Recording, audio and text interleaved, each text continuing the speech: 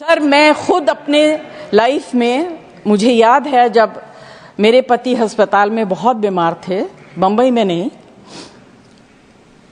उनको ऑक्सीजन की जरूरत थी 24 hours. He was in the very ICCU और I was personally supervising. There were no nurses available. Cylinder खत्म हो गया and he was gasping for breath. We got cylinders in the middle of the night and they were empty. Can you imagine the condition of the patient and the family? Sir, हमारे देश में awareness की कमी है, religious beliefs की वजह से and strict laws की वजह से more than 112,000 Indians are waiting for transplant. And a new name added to the national transplant waiting list every 10 minutes. This requires urgent attention.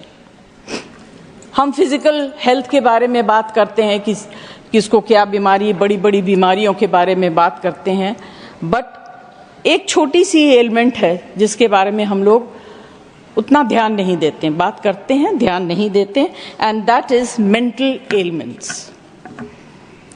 India allocates less than 1% of its total health budget to mental health. Sir, less than 1% of its total health budget to mental health. While developed countries allocate 5 to 10%. Nearly 15% of Indians suffer from mental health disorders and there is only one psychiatrist per 100,000 people. It's a very sad situation, sir. And completely ignored. So this is very important and this comes under the category of medicines as well. You get spurious medicines.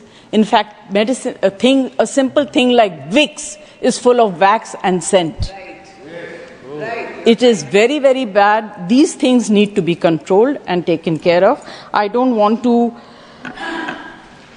say too much. I would like to conclude by saying that the government should consider bringing a unified healthcare law which will ease various aspects of healthcare services for Indian citizens.